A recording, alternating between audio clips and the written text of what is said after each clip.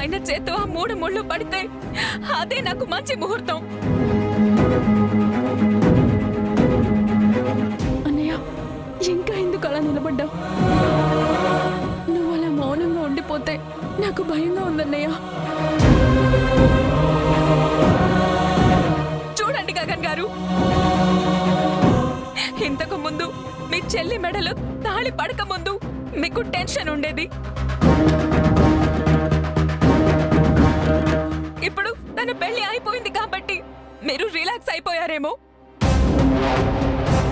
మళ్ళీ భూమి వైపు వెళ్తారేమో. అలా జరగదు.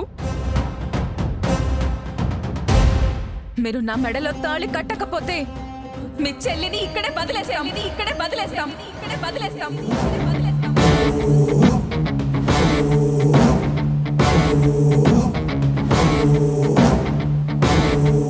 ఇలా ఇంతమంది ముందు నా చెల్లిని ఇలా నిలబెట్టి అవమానపరుస్తుంటే నేను మౌనంగా చూస్తూ ఊరుకోవాలా?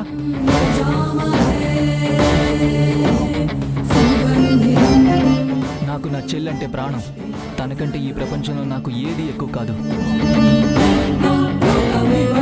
నిర్మోహమాటంగా వదిలేస్తాను. బావగారు,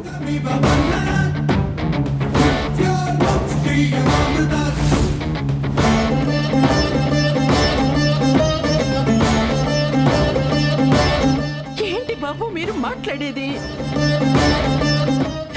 ఒక ఆడపిల్ల మెడలో ఇప్పుడే తాళి పడింది. ఆ కాళ్ల పారాని చల్లారక ముందే వదిలేసి వెళ్తా అంటారా?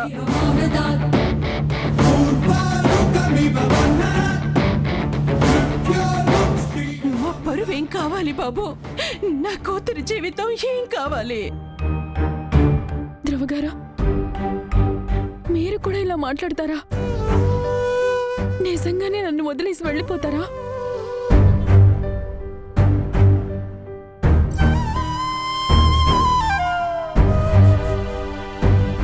నేనేం తప్పు చేశాను? నేను మిమ్మల్ని ప్రేమించాను, మీతోనే జీవితాన్ని ఊహించుకున్నాను. ఇప్పుడు ఇంత తేలిగ్గా వెళ్తా అంటున్నారా?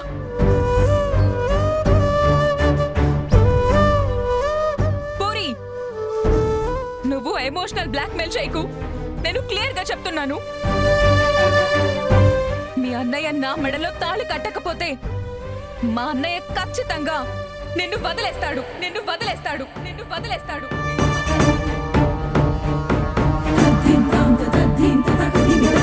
మా అన్నయ్య నిన్ను పెళ్లి చేసుకోవడానికి కారణం నీ మీద ఉన్న ప్రేమ కాదు, నేను మీ అన్నయ్యని ప్రేమించడం వల్ల.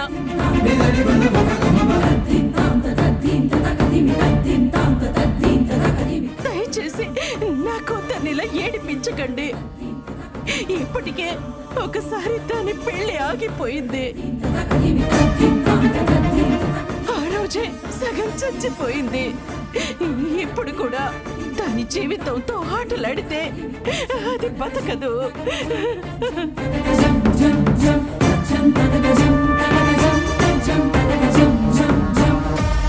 బాబు, నా కూతురి కళ్ళల్లో భయం చూస్తుంటే నా గుండె ఆగిపోతుంది.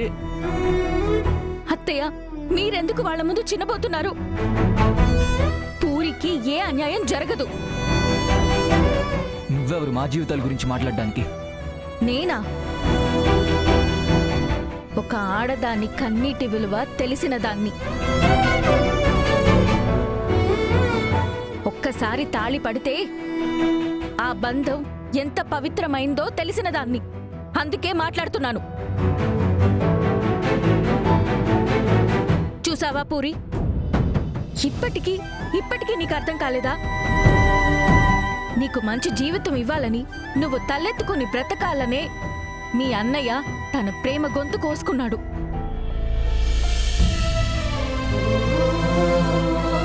తనకి ప్రాణమైన నన్ను వదిలేసి ఇష్టం లేకపోయినా ఈ పెళ్లి కొప్పుకున్నాడు.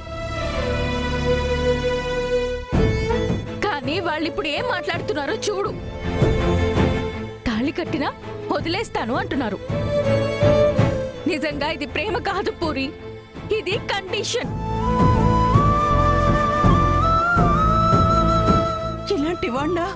జీవితాంతం ప్రేమించేది పూరి. ఇలాంటి ఇంట్లోనా నువ్వు సంతోషంగా ఉండాలనుకుంటున్నావు? నీకోసం నా కొడుకు తన జీవితాన్ని త్యాగం చేస్తే వాళ్ళు మాత్రం నీ జీవితాన్ని బెదిరింపుల మీద నిలబెడుతున్నారు. చాలా ఆపండి. ఇప్పటిదాకా నేను చాలా గౌరవంగా మాట్లాడాను. మా అన్నయ్యని తప్పుగా చూపించే హక్కు మీకు లేదు. మా అన్నయ్య నా కోసం ఏదైనా చేస్తాడు. అదే నేను చెప్తున్నాను తారా. మీ అన్నయ్య నీ పెళ్లి కోసం, నీ కోరిక కోసం పూరిని పెళ్లి చేసుకున్నాడు.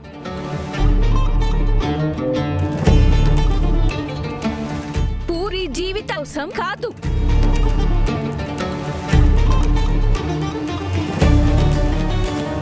ఇలాంటి వాళ్లతో ఉంటే పూరి ఎప్పటికీ సంతోషంగా ఉండలేదు. నీకు భయం అక్కర్లేదు.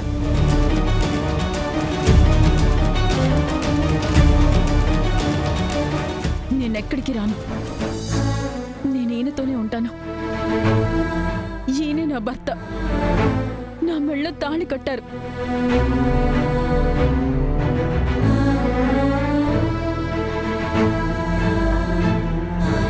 ఇప్పటి నుంచి నా సర్వస్వం ఈయనే.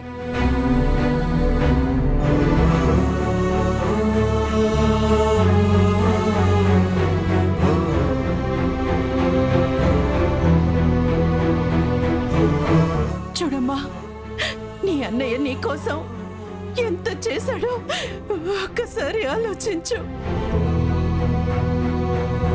ఇంతమంది మధ్య మీ అన్నయ్యని ఇలా నిలబెట్టి మాట్లాడుతుంటే నీకు బాధగా లేదా? ఇప్పుడు ఈ క్షణంలో నీ పెళ్లి విషయంలో నువ్వొక మంచి నిర్ణయం తీసుకుంటే నీ అన్నయ్య ఎంత గొప్పవాడో నీకు అర్థం అవుతుంది.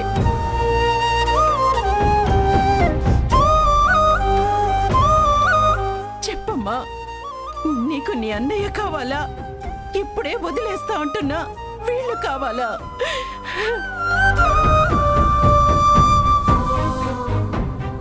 పూరి, కరెక్ట్గా ఆలోచించు. మీ అన్నయ్య చిన్నప్పటి నుంచి నిన్నెలా పెంచాడో నీకే తెలుసు.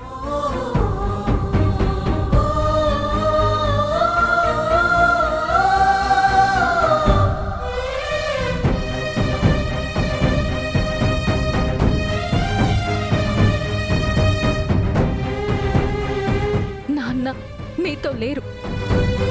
ఇంటి బాధ్యత మొత్తం తన భుజాల మీద పడింది. కానీ ఎప్పుడైనా నీకా లోటు కనిపించిందా? అలాంటి అన్నయ్య ఈరోజు నీకోసం తన ప్రేమనే వదులుకోవాలనుకుంటున్నాడు.